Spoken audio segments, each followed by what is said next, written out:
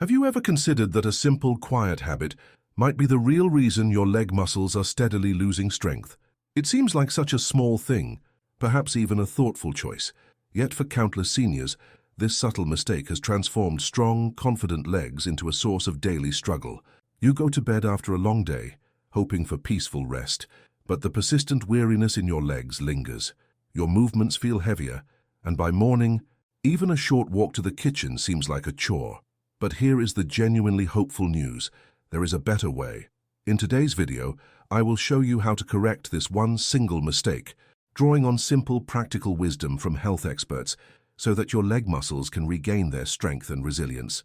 Before we begin, I would love to know where in the world you are watching this from and what time it is right now.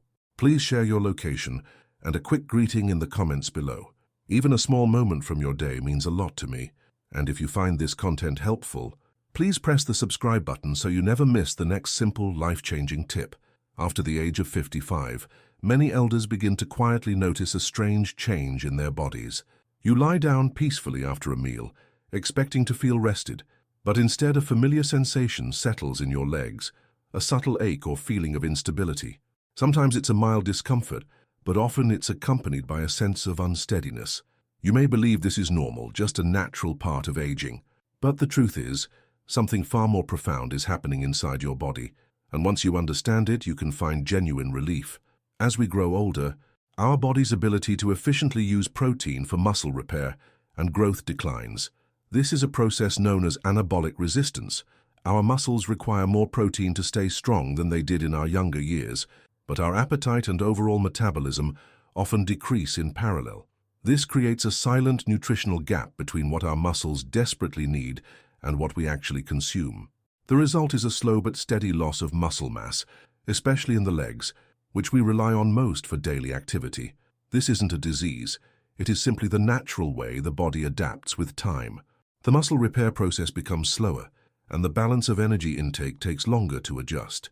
This means that even if you're eating the same amount of food as before, your body may not be getting the right kind of fuel in the steady rhythm it needs. Now, let's add one more thing to this picture. Your body's response to nourishment becomes more sensitive.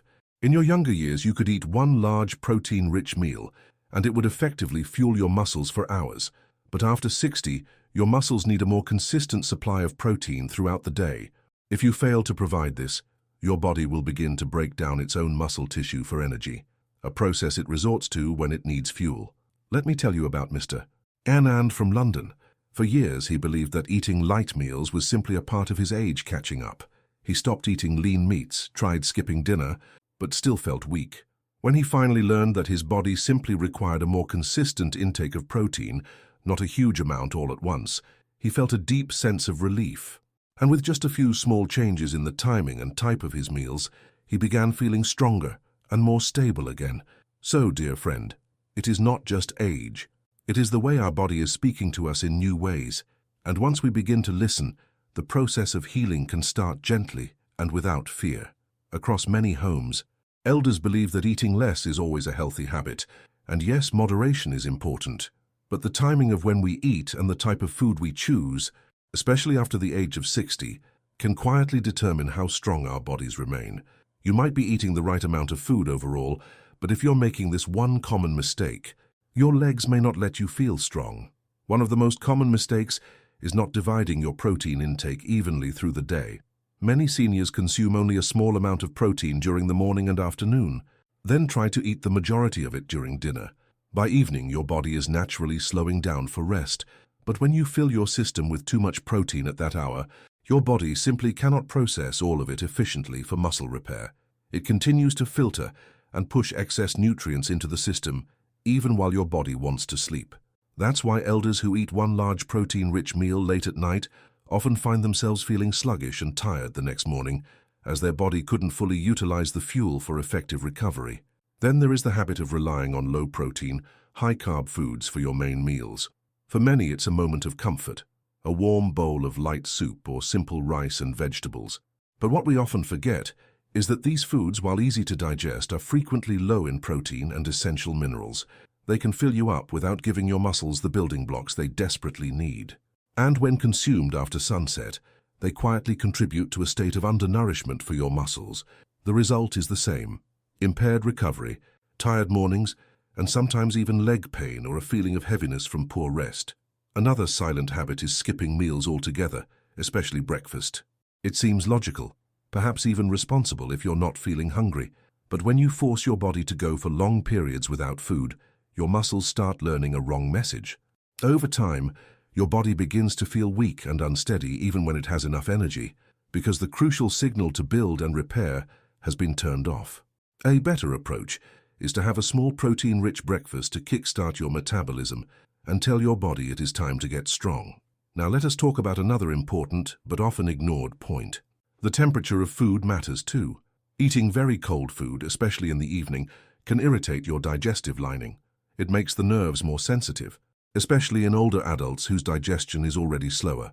Warm or room temperature food is much gentler on the stomach, which in turn helps your body absorb nutrients better for efficient muscle repair. Let me share with you the story of Mrs. Priya from Mumbai. She is 72 years old, and for nearly 2 years she suffered from a decline in strength. Every day around 4 p.m., she would feel completely drained even when she had rested well. She thought it was just aging, but then she told me, "I always have my main meal at 9 p.m. It helps me feel full." I gently explained that while a full stomach is comforting, eating that late means her body doesn't have time to process and send nutrients to her muscles before sleep. So she made one change. She moved her main meal to 6 p.m. and had only a small warm bowl of soup before bed. Within a week, she began feeling her energy return, lasting for 5 to 6 hours. The sparkle returned to her eyes and she said, "I never knew my mealtime could make such a difference." Dear listener, these small mistakes are not your fault. No one teaches us how to adjust our habits as we grow older. But now that you know, you can take back your nights gently, wisely, one meal at a time. In many cultures, dinner is more than a meal. It is a quiet moment of comfort often shared with loved ones. But as we grow older, what we eat in the evening, and even more importantly, when we eat, can silently determine how well our body recovers at night. After the age of 60, the body becomes more sensitive to certain foods, especially those that affect our digestion and protein balance. Take, for example, watery foods like clear soup or a thin vegetable broth. These may seem light and easy to digest, and they are, but only when taken at the right time. When consumed close to bedtime, they can fill you up with little protein, leaving your muscles without the building blocks they need. The result is the same: disturbed recovery, tired mornings, and sometimes even leg pain or a feeling of heaviness from poor rest. Certain fruits and vegetables also need careful timing. Raw cucumber, tomato slices, watermelon, and even orange juice may seem healthy, and they are, but only before sunset. These are rich in water and natural acids, which increase digestive sensitivity in older adults. Many seniors feel a sudden urge to urinate after consuming these, especially if they are taken with dinner or as a light snack later in the evening. Let me tell you about Mr. Omar, 68 years old, from Cairo. He used to enjoy a big raw salad every night filled with tomatoes, cucumber, and lemon dressing. He thought he was doing the right thing, but each night he would wake up 2 or 3 times to use the washroom. It was only after he switched to steamed vegetables and moved his salad to lunchtime that he noticed a difference. Within 1 week, he began sleeping 6 straight hours, without any medication and without any change in water intake. Just one simple shift. Another hidden culprit is salty food. Eating fried snacks, overly seasoned dishes, or processed foods at night increases thirst. You feel the need to drink more water after dinner and again just before bed. This extra fluid, combined with aging kidneys and a sensitive bladder, makes nighttime urination almost unavoidable. So, dear elder, this is not about giving up your favorite foods. It is about honoring the body's changing rhythm. By shifting these items to earlier in the day and choosing lighter, gentler meals at night, you allow your system to rest. And when the body rests, so does the mind. And when the mind is at peace, sleep returns like an old friend's, soft, quiet, and healing. Sometimes the body asks not for medicine, but for a small shift in habit given with care and patience. Especially when it comes to nighttime urination, many elders feel helpless, thinking this is something they simply have to accept with age. But the truth is, a few gentle lifestyle changes can bring quiet relief, not through pressure, but through respect for the body's natural rhythm. Let us begin with something very simple: morning movement. After the age of 60, our blood circulation becomes slower, and fluid tends to collect in the legs during the day. This hidden swelling is often not visible, but at night when you lie down, that fluid moves back up towards the heart and kidneys, increasing urine production exactly when your body wants to rest. A short walk in the morning sun, stretching your arms, or even doing light leg movements while sitting in a chair can help your body release this fluid earlier.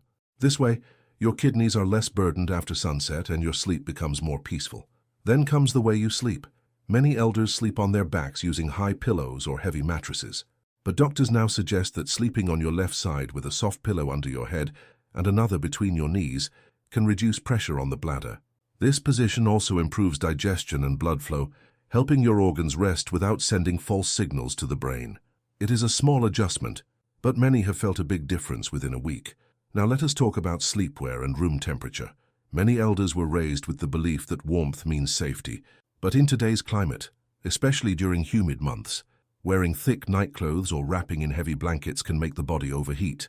This triggers sweating, thirst, and an increase in kidney activity. Instead, try sleeping in light cotton clothes and keep the room airy, maybe just a fan and a thin bed sheet. Your body will stay calm and the bladder will remain quiet.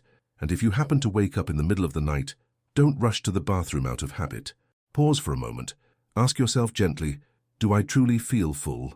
If the answer is no, stay still. Take 5 deep breaths and relax your belly. This practice teaches your bladder not to send false alarms.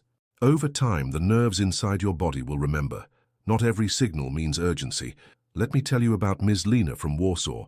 She was 74 and used to wake up twice every night, even when her bladder was nearly empty. But once she started sleeping on her side, wearing cotton clothes and practicing deep breathing, her sleep improved. She said to me, "It feels like my body has become my friend again." So, dear elder, good sleep is not a luxury. It is a right your body still remembers. You do not need to fight your age. You only need to listen gently and adjust. And when you do, the body often responds with a quiet thank you in the form of uninterrupted healing rest. There are many things we grow up hearing from our elders, neighbors, or even well-meaning relatives, and with time some of these ideas settle deep inside us as truth. But when it comes to nighttime urination, a few common beliefs may quietly do more harm than good. Today, let us gently clear up some of these misunderstandings, not with fear, but with knowledge and care. The first belief many elders carry is this: if I drink less water during the day, I will not have to wake up at night. At first, this sounds logical. But inside the body, something very different happens. When you don't drink enough water during the day, your body becomes mildly dehydrated. By evening, your blood becomes thicker, and your kidneys are forced to work harder, often releasing a burst of urine just when you lie down. In truth, drinking water in the first half of the day, especially between 6 a.m. and 3 p.m., actually reduces nighttime urination, not increases it. The second myth is, my nighttime urination is only because of my prostate. While prostate health is important, especially for older men, it is not the only reason. Women also face the same issue. The truth is, a sensitive bladder, changes in sleep patterns, late meals and fluid timing all contribute equally.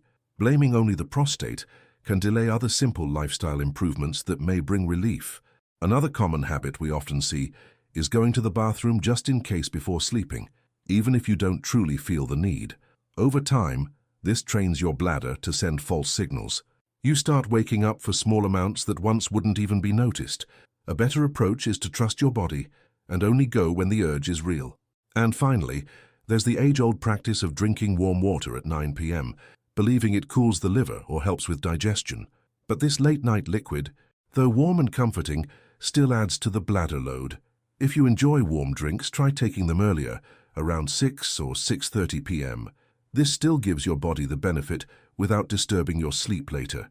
So, dear elder, knowledge is not about rejecting old ways. It is about adapting them with awareness. Your body still listens to you. The more gently you guide it, the more peace it returns. Sometimes it is not a big medicine or a complicated diet that brings healing. It is a small, quiet change at the right time. And when it comes to restful sleep, one of the simplest shifts we can make is in the timing of water. Not what you drink, but when you drink it. It may sound too small to matter, but for so many elders, this one habit has changed everything. Let me tell you about Mr. Carlos, a 70-year-old man from Mexico City. He used to wake up 3 times every night, always at the same hours, feeling tired, restless, and unsure why his sleep had become so shallow. He believed it was just age, but then he began drinking most of his water in the morning and stopped sipping anything after 6:30 p.m. Within 1 week, he was sleeping 7 full hours. He smiled and said, "I didn't know my body could still feel this refreshed." And that is the message I want to leave with you today. Your body has not given up on you. It still remembers how to rest, how to heal, and how to return to balance. Sometimes it just needs your support, given gently, patiently, and with love. So if today's video helped you understand even one new thing, I would love to hear from you. Please type the word hope in the comments if something inside you feels ready to change, even in a small way. That one word may encourage someone else watching quietly, just like you. And if you found this helpful, do subscribe to this channel, like making a small promise to take better care of yourself. Click the bell icon so you never miss another message made especially for elders like you. And if you know someone, a neighbor, a cousin, or your life partner who wakes up often at night, please share this video with them. You may be giving them the gift of better sleep.